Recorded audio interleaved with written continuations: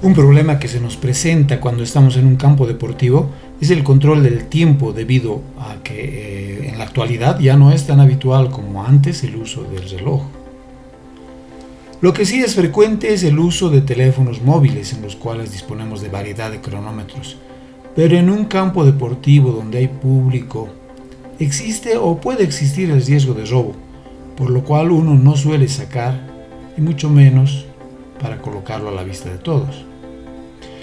Por esas razones es que sería conveniente el uso de un pequeño aparato o dispositivo para el control de tiempo. En el caso de mi grupo de amigos solemos necesitar controlar solo 10 minutos, aunque a veces usamos el tiempo oficial de un partido de futsal, que son 20 minutos con descanso de 10.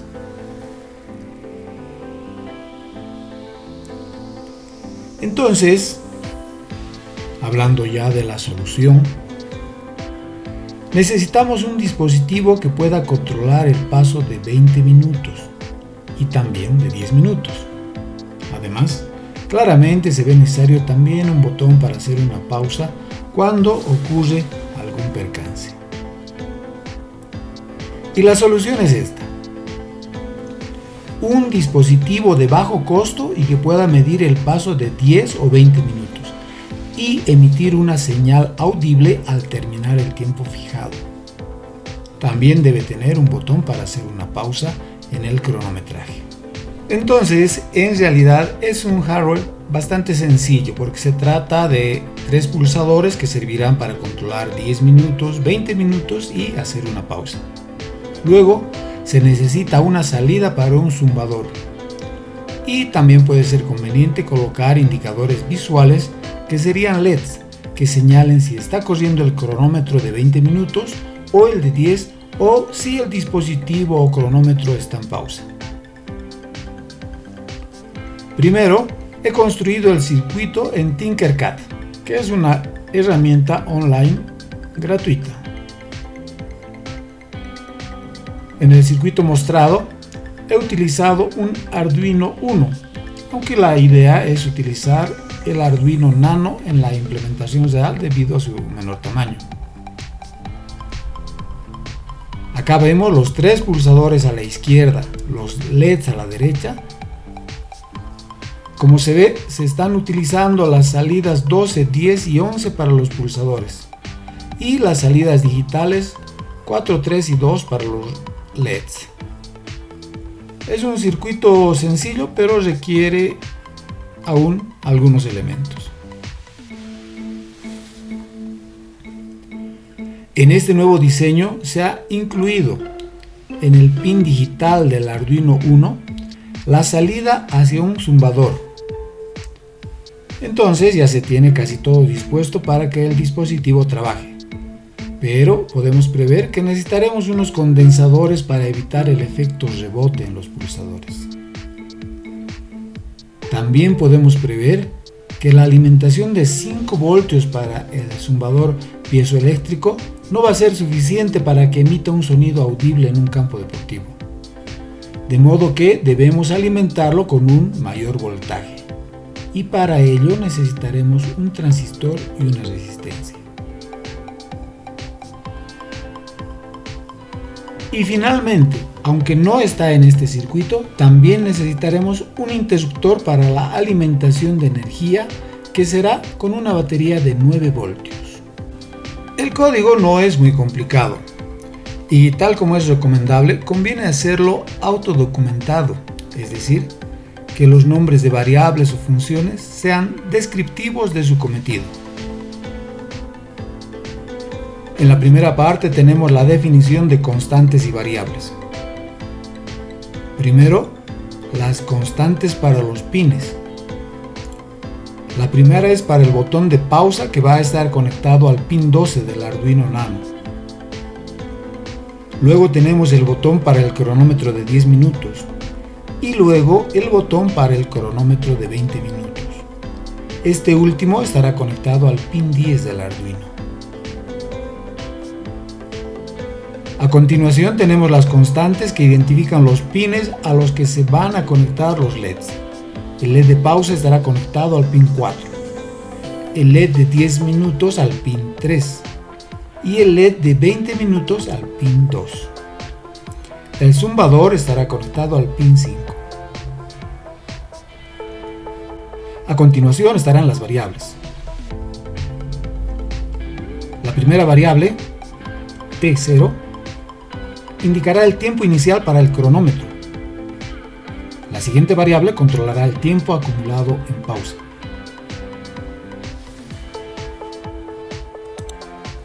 También tenemos una variable que conservará registro del intervalo que se está controlando. La variable siguiente conserva el valor en milisegundos, equivalente a 10 minutos, que es un valor de 600.000. La siguiente variable controla los 20 minutos y tiene el valor de 1.200.000, que es la cantidad de milisegundos existente en 10 minutos. A continuación, tenemos una variable auxiliar que guardará registro del cronómetro que se esté utilizando en un momento dado, es decir, que conservará el valor de 1 para indicar que está en ejecución el cronómetro de 10 minutos y conservará el valor 2 para señalar que está corriendo el cronómetro de 20 minutos. La siguiente variable señala con un valor lógico de verdad que el cronómetro está corriendo y tendrá el valor de falso para señalar que el cronómetro no está corriendo, lo cual puede producirse porque aún no se indicó algún cronómetro para que inicie o que el dispositivo esté en el estado de pausa. La siguiente variable identifica si se ha presionado el botón de pausa con el valor lógico de verdad. Caso contrario, es decir, si esta variable tiene el valor de falso, entonces indicará que no se ha presionado el botón de pausa. Finalmente tenemos tres variables booleanas que identifican qué botón ha sido el último presionado. Es decir, si se ha presionado el botón de 10 minutos, la variable correspondiente estará en valor de verdad. La siguiente variable identifica si se ha presionado o no el botón de 20 minutos. Y la última variable booleana identifica si se ha presionado el botón de pausa. La función de configuración establece a los pines que son de entrada y que corresponden a los pulsadores. Luego, las salidas hacia los LEDs. Y finalmente, apaga todos los LEDs antes de empezar la operación del programa. En la función loop, empezamos con el código para el botón de 10 minutos. Y lo primero es leer el estado del botón correspondiente. Y si tal estado es falso, significa que el botón ha sido presionado. Y esto es debido a que para indicar que un botón es accionado, se conecta a tierra. Entonces, si el estado del botón es falso, lo que indica que ha sido presionado, se realiza el procedimiento de verificar si no estamos en pausa. Es decir, que se pregunta si el dispositivo no está en pausa, porque si está en pausa el botón de 10 minutos o el de 20 minutos no tienen efecto. La pausa solamente se anularía presionando otra vez el botón de pausa. Y la pregunta del código entonces dice: si no estamos en pausa, marcamos la variable de operación como verdadera, para que sea una variable bandera que nos indique cuándo hay un cronómetro funcionando. Por otra parte, al haber sido presionado el botón de 10 minutos, empezamos a controlar el tiempo con la variable T0, que la hacemos igual a la función que nos devuelve la cantidad de milisegundos que han pasado desde que se encendió el Arduino. También hacemos 0 la variable de pausa, ya que ésta solamente empezará a controlar el tiempo cuando se presione el botón de pausa. Y a continuación tenemos una variable auxiliar que nos va a indicar con el valor de 1 que se trata del cronómetro 1 el que está en funcionamiento. Y con el valor de 2 nos indicará que el cronómetro en operación es el de 20 minutos.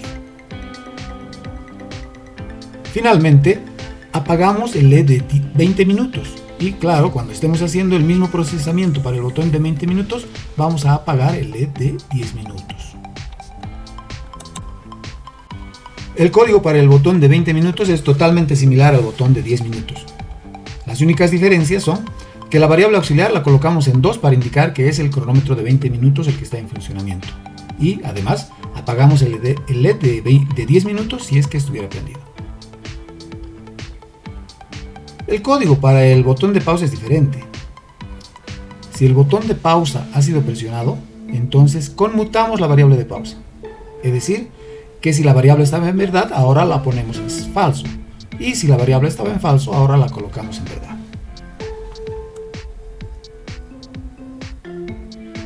Luego preguntamos si la variable de pausa tiene un valor lógico de verdad, en cuyo caso empezamos a controlar el tiempo de pausa y apagamos los otros LEDs si es que estuvieran prendidos. En cambio, si la variable que señala la pausa está en un valor de falsedad, entonces significa que ya no queremos tener el cronómetro en pausa y apagamos el LED correspondiente y empezamos nuevamente el control del tiempo en la variable T0.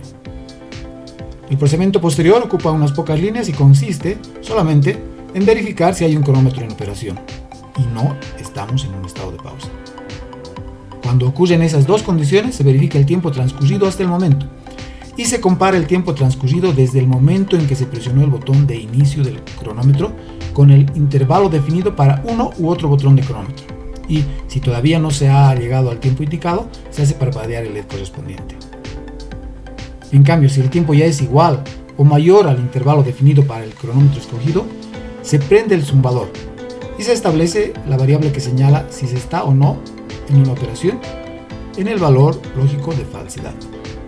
En este caso se detiene el cronómetro y se emite una señal audible mediante el zumbador. A continuación tenemos un pequeño código para hacer parpadear el LED de pausa en caso necesario. Ese es el código central del programa. Pero el código hace referencia a dos funciones.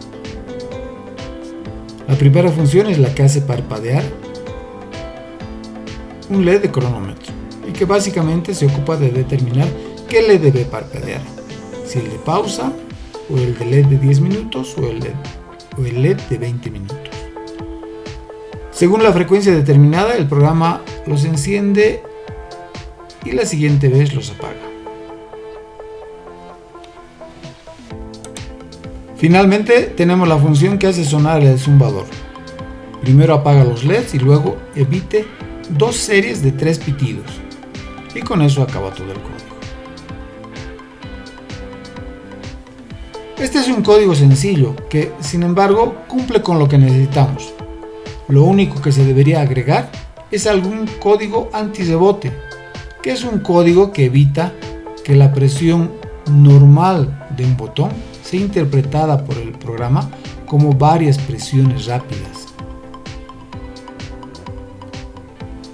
En la descripción del video se tiene un enlace para que pueda descargar un código con la adición de estas instrucciones antirrebote.